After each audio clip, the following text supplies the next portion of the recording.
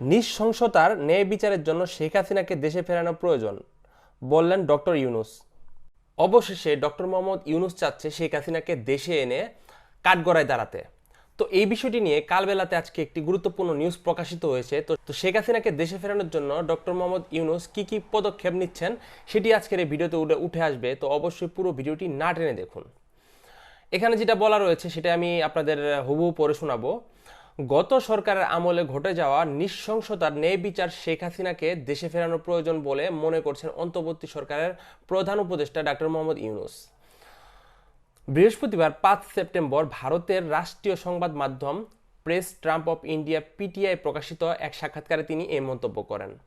ক্ষমতা গ্রহণের পর প্রথমবারের মতো তিনি কোনো বিদেশি এবং ভারতীয় গণমাধ্যমকে সাক্ষাৎ দিলেন। ছাত্র জনতার অভ্যুত্থানের পর পদত্যাগ করে দেশ ছেড়ে ভারতে অবস্থান করেছে সাবেক প্রধানমন্ত্রী শেখ হাসিনা ও তার বোন শেখ রেহানা।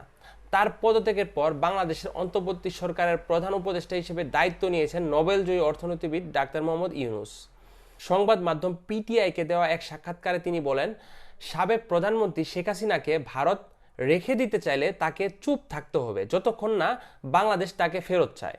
গত 13 আগস্ট শেখ হাসিনার দেওয়া রাজনৈতিক বিবৃতির পরিপ্রেক্ষিতে এ মন্তব্য করেছেন অন্তর্বর্তী সরকারের প্রধান। তিনি শেখ হাসিনার ওই মন্তব্যকে অবন্ধুসুলভ বলেও উল্লেখ করেন। তো সেটার উত্তর হিসেবেই ডক্টর মোহাম্মদ ইউনূস কিন্তু এই সাক্ষাৎকারটি দিয়েছেন।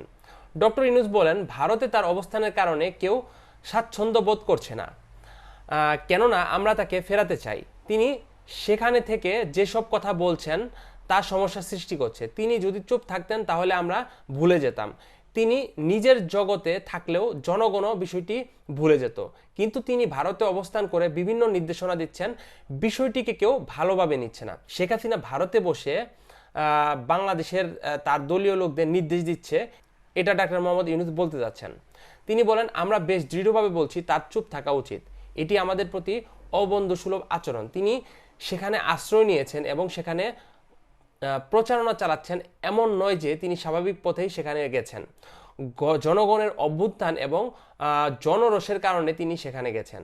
গত 13 আগস্ট শেখ হাসিনা ন্যায় বিচার দাবি করলে সাম্প্রতিক সন্ত্রাসী কর্মকাণ্ড, হত্যা, ভাঙচুরের সঙ্গে জড়িতদের অবশ্যই তদন্ত নিশ্চিত এবং শাস্তি দিতে হবে। এসব বিষয় সামনে রেখে ডক্টর মোহাম্মদ ইউনূস বলেন, এটি আমাদের বা ভারতের কারোর জন্য ভালো নয়। এ নিয়ে অস্বস্তি রয়েছে। তিনি বলেন, অন্তর্বর্তী সরকার শেখ হাসিনাকে দেশে ফেরাতে চায় এবং আমরা জাতির কাছে প্রতিশ্রুতিবদ্ধ। তো এই হচ্ছে আজকের গুরুত্বপূর্ণ নিউজ। ডক্টর মোহাম্মদ ইউনূস শেখ হাসিনাকে দেশে ফেরানোর চেষ্টা করছেন। তো এটা কূটনৈতিকভাবে এখন বর্তমানে সম্ভব না হলেও ভবিষ্যতে যে এটা সম্ভব হবে না এমনটা কিন্তু শিওর না। তো ডক্টর মোহাম্মদ ইউনূস শেখ হাসিনাকে দেশে ফেরানোর জন্য প্রবল চেষ্টা করছেন।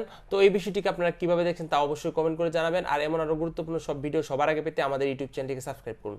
ধন্যবাদ সবাইকে পুরো ভিডিওটি দেখার জন্য।